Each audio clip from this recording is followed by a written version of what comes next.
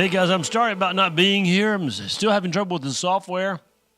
Going to call the company today. We're going to start a little bit late. As you may have already realized, I'm going to push up maybe a couple minutes. Give anybody who might want to get in a chance to get in. I see some of you logging in. Sorry guys, it's not my fault.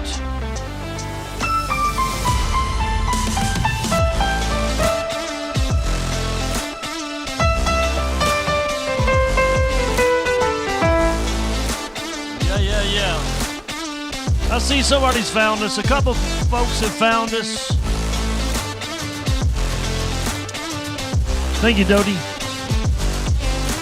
Good morning, everybody. We're going to get started late, of course.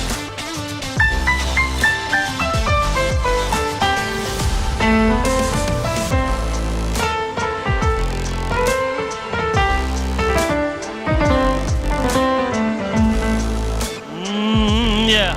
Hey guys, I'm sorry about the problems. I'm going to contact the company today and threaten them a little bit. We paid them a substantial amount of money to have this show on.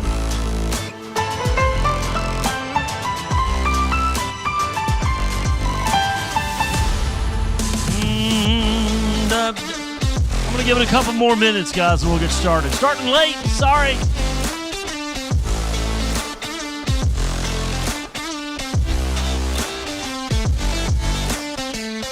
Yeah, Joyce, I see that. Well, I wasn't on, so there was no way to get me because I wasn't on. Software wouldn't work. Should be able to get them now.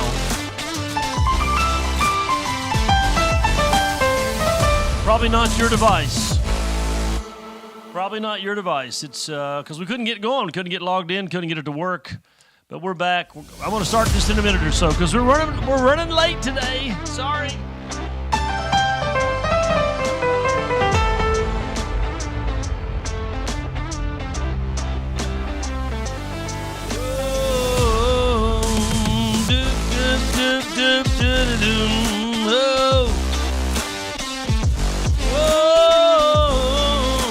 Okay, let's do this thing. Let's get it started. See what we can do. So, ladies and gentlemen, you're tuned into the Vital Axiom Network. That's where we broadcast this program daily. We call it the Vital Axiom. Even though we're late today, we're coming to you from the United States of America, the East Coast, Southwest tip of Virginia, Eastern Standard Time. Here's what Vital Axiom means. The word vital means crucial. Axiom means truth in this case. Crucially important, eternal truth, because we use the word of God as the foundation for our conversation. And we're about to go again. Ladies and gentlemen, welcome in to another episode of the Vital Axiom. Here we go.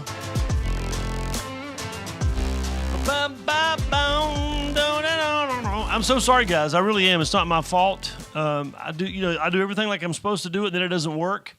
I know some of you were struggling. I know my mother-in-law, Joyce, said she had trouble getting me on her device. Well, it was probably not you. It was probably me.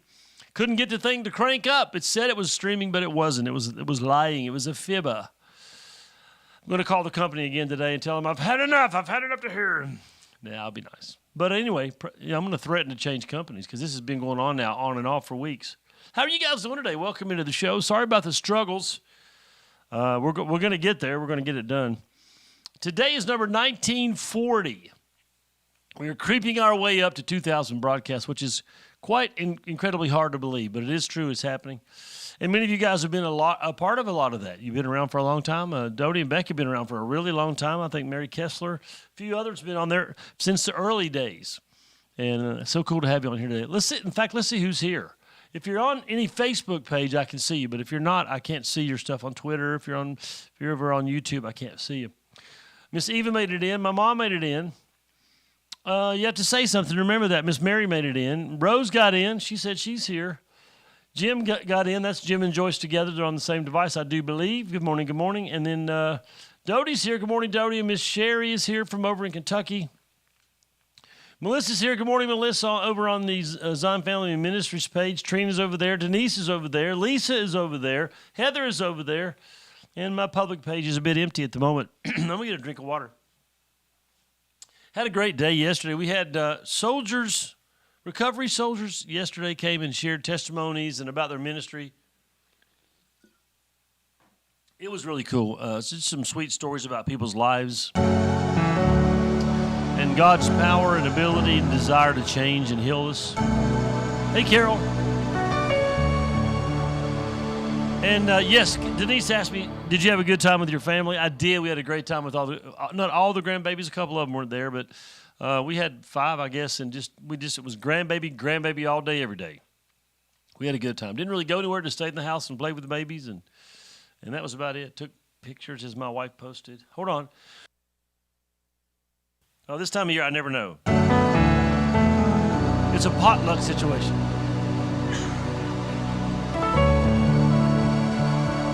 You guys ready to sing a song together? As you may know, we're going to go over today, only because we got started late. That's what's going to happen.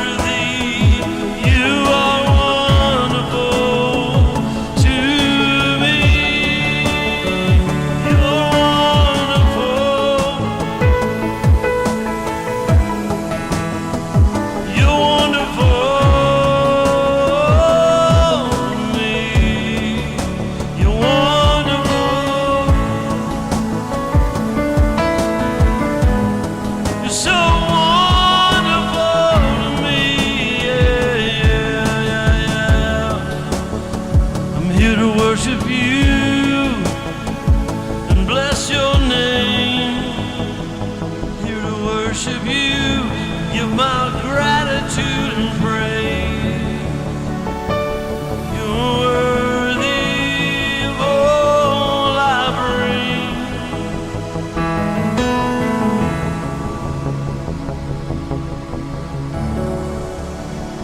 Here I am to worship.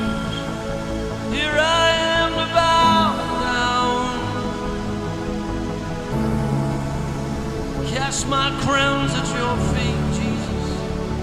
'Cause you are worthy, Lord of all.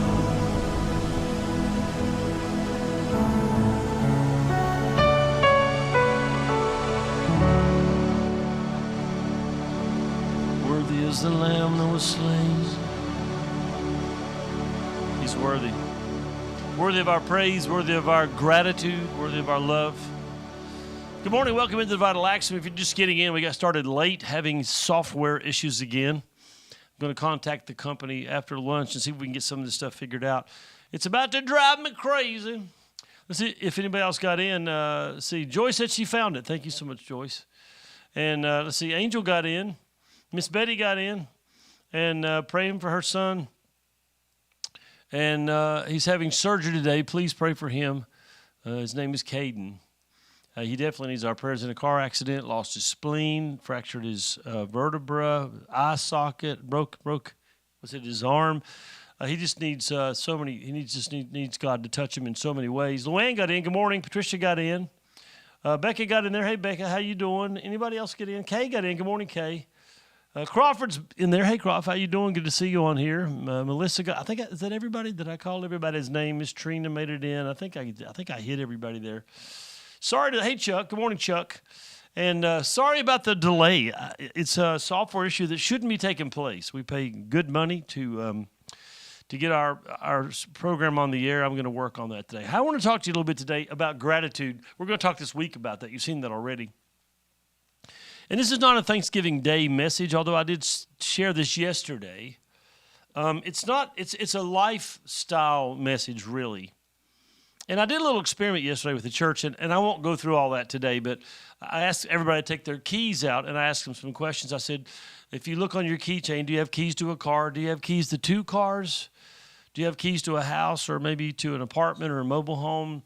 What about your wallet? Do you have cash? Do you have a credit card? Do you have a debit card? Do you have a checkbook, which means you have a checking account? Credit cards, you say they're bad. Well, if you're blessed enough to have one, you can use it. It's not bad. And then I asked the church, do you have shoes on? And how much do those shoes cost? $25, $35, $55, $105, $155, $200. Looked at a pair of boots yesterday, $250 on Amazon. And then I said, what about your clothing? Was it expensive? Do you own a coat? Do you own one? Then I asked the church, I said, do you have electricity in your home? And people might do the eye roll. Well, of course, everybody has electricity. Do you have running water inside the house? Or do you have to go down the street? Do you have access to clean drinking water? Can you even get it? Do you have plumbing inside your house, like to go to the bathroom? Do you have a heating and cooling system, a system where you can regulate the temperature of your home? Do you have internet, television, cell phone? The reality of it is, if you answered yes to most of these questions, and most all of you did, the answer would be that you are some of the richest people in the world. And I know people say, well, no, Pastor Wayne, I'm on a fixed income. I know. You have an income that is fixed. It is there every single month. The check comes like clockwork. Most of the world doesn't have that and don't have any access to get it. They'll never have it. What they earn is what they get, and when they quit earning, they stop living. Here's some things I want you to think about, and then we'll get into the Word of God part of this. As much as half of the world does not have what you have, just the fact that you're sitting looking at me on a device, I don't care, a phone, an iPad, your computer, just the fact that you're doing that shows that you are among the wealthiest people in the world. Some of the wealthiest people in the world. You may not realize that, but if you start looking around a little bit, here's some statistics I'll give you about your wealth. 18% of the world does not own or have access to any kind of vehicle. Anything. Motorcycle, car. That's 1.5 billion people. Think about that just for a minute. Billion with a B have no access to any kind of vehicle. They can't get in the car and go to work, to the grocery store, None of those kind of things at all. They have no access. Hold on a second here. Got to push a few buttons on one of my, there it goes. How about this one here? 63%, and this is a big deal if you think about American life, 63% of the world does not own or have access to a second car, which means dad goes to work one way while mom goes to take the kids to school or goes to work herself or to the grocery store. That is 5 billion. Now think about that. If you have access to 2 cars, you are richer than more than half of the world. 5 billion.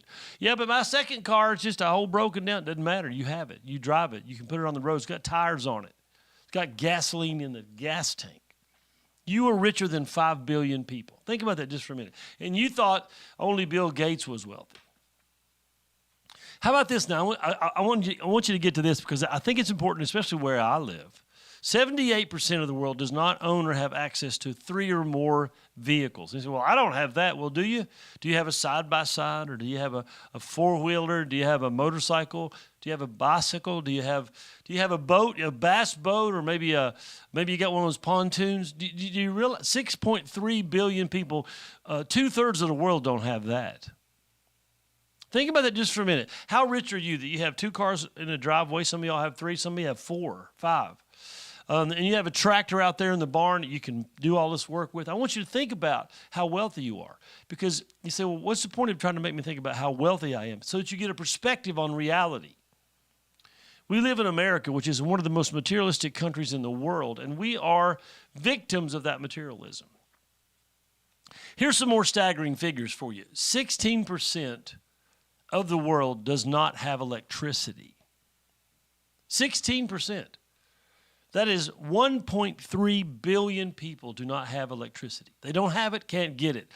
It's not even in their village. It's not even, I remember we gave some money to help get electricity to a village in Africa, but it only came to one building, the church. It didn't come to all the homes or any of the businesses. And business is a generous term. Think about that just for a minute. 1.3 billion people do not have electricity. 10% live in abject poverty. What is abject poverty? Excuse me. So 1 billion people or 800 million people live for less than $2 a day. $2 a day. What would you do with $2 a day? You couldn't go to Starbucks today. You couldn't go get your burger at Arby's or Wendy's. You couldn't buy your fries at McDonald's. $2 a day. Think about that just for a minute. Now, I don't know if you are aware of the caste system in India. So there's 3 levels of culture in India, or what's the word I'm looking for? And there's the lower, the middle, and the upper class. Thank you. That's the word I'm looking for, class. So the upper class is the upper class. The middle class is the middle class. The lower class, or caste as they call it, is the lower class. Lower class. And you can't move out of those. And those people that live in the lower caste can never advance. You can't move up to management. You can't get a job running the company. You can't go get an education and then you're not allowed to. You are born where you are and you stay there. And the lower caste averages about $6,700 a year. A year. $500 a month. $550. So nearly half of the world does not have access to essential health care. If you can go to the doctor, go to the dentist, get a tooth filled, half of the world can't do that like you can. So I asked the church yesterday, why are you telling us this? Why are you telling us this? Well, to help you understand how blessed you are. I think you should pause right now just after that little bit of statistical data and go, man, I am really blessed. My wife and I, we don't, but my wife and I have a brand new SUV. And I just got that new truck of mine, the big Ford truck. I don't know how people do it. It's amazing. $500 or $600 a month payment, $800 a month payment. I mean, and we're so blessed to have it, and yet we complain about it. We complain. We say we give our children a hand-me-down car. They don't want it because it's not nice enough, or it's not cool enough, or modern enough. How important is it to realize how blessed you are? And I'm going to go over a little bit today because we started late. How important is it to realize how blessed you are? How important is it? Think about this thought. It is nearly impossible to be grateful when you think you have nothing or very little. We have people pull up here all the time and get free groceries. We give away food continuously, consistently. And they'll complain. What's in it? I don't want that. I don't like those things. That's Americans. In other parts of the world, did you know that millions of people live in the garbage dumps? They live in the dump, and their job in life is to separate garbage. For recycling or try to make some bit of money, they actually eat the food. I mean, I want you to think about that. And here we have Americans who pull up in this happens all the time, and I don't have any kind of sour grapes about it. It is what it is. Pull up in a late model SUV or a pickup truck, big $70,000, $80,000 vehicle, and we will load groceries in their vehicle, and they will complain. What's in? Is that all we get? And I'm like, really? Because we're Americans, we are so lost in how blessed we are and how much we really have, how filthy rich we are. We have it all. How many channels do you have on your 60-inch television or internet? I mean, all the things we have available, and I'm not here to shame anybody. We need to wake up to realize how blessed we are. You will not appreciate what you have if you are not grateful for it. In fact, what will happen is you'll abuse it. You'll just trash it. You know, wealthy kids destroy things, and then they just throw them in the trash. You'll abuse, waste, unnecessarily discard things of value. Why? Because you're not grateful for them. You don't have an appreciation for them. I want you to think about this. Many of the people who have nearly nothing in the world are very grateful for what they have. I've seen this principle myself as I've traveled the world. While many wealthy people are ungrateful and super stingy, wouldn't give you anything. I remember one time I was in Russia, and we were visiting the home of a very poor family, which was most of the people there. And they fixed dinner, although we had bought the meat and food and things. They couldn't have afforded to feed us all dinner, maybe 10 of us. And they fixed this dinner and had us in their home like it was such a privilege. And then I remember them pulling out, they'd gone to the store and bought little cheap jewelry for me to give my wife. And I mean, it was just heart-wrenching. That here are people that have nothing that are blessing me with material goods. It's just hard to imagine. And in reality, can I tell you this? In reality, they had no concept of how I lived. And I'm not a wealthy person by American standards, but by world standards, man, I have a bed with covers, and we can wash them we can wash clothes in our own house, right in our own house. We cook our own food at home, running water. I want you to think about that. If you live in Russia, for example, you don't have a heat system in your home. You don't have like a air conditioner or a heat pump. You have nothing in the summer, zero. Maybe you can put a fan in the window, and the heat comes on in September or October and goes off in March, and you can't control it. And it doesn't matter if it gets down to 20 below zero. The heat does not come on until that day. It will not come on. You want communism? There you go. You have it. So I've seen people living in poverty be unbelievably grateful and even generous, want to give me gifts. We'll close with this. How important is gratitude? How important is it? Is gratitude really that big a deal? If I'm grateful or not, does it even matter in the scheme of things? And that's the point I want to make this week. I want to talk to you about being grateful and how important it is and how it affects your relationship with God, how it affects your relationship with people. In fact, we're going to find out that it might affect your mental health and your physical health, just being grateful. It's really pretty crazy. Okay, I'm going to wrap up, even though we got 5 minutes over. We started 5 minutes late, so I'm trying to give you the whole show. I'll try to get this mess fixed by tomorrow. I'll be on the phone this afternoon. Thank you so much for being a part of the Vital Axiom. Ladies and gentlemen, you've been watching the Vital Axiom, even though you started late. Stands for crucially important eternal truth because we use the Word of God as the foundation for our conversation. I want to thank you for being a part of these conversations. Thanks you for joining us. Thanks for watching. Thanks for participating in these crucially important eternal conversations. Let's see if we got any closing comments, and then we'll be out of here. As we go, let's see, I see Sherry got it. Good morning, Sherry got in there. Angel said she was praying for Miss Betty's boy. Y'all pray for him. He's having surgery. Dodie says, with all our blessings, most would fold and give up. Without them, that's true. Without our blessings. So thank you, Angel. How sweet is that? Thank you so much. Just lift me up in prayer. Thank you so much. Have a blessed day over there, Heather. May God be with you guys and bless you guys. Okay, kids, I'm out of here. This show is over today. Bum,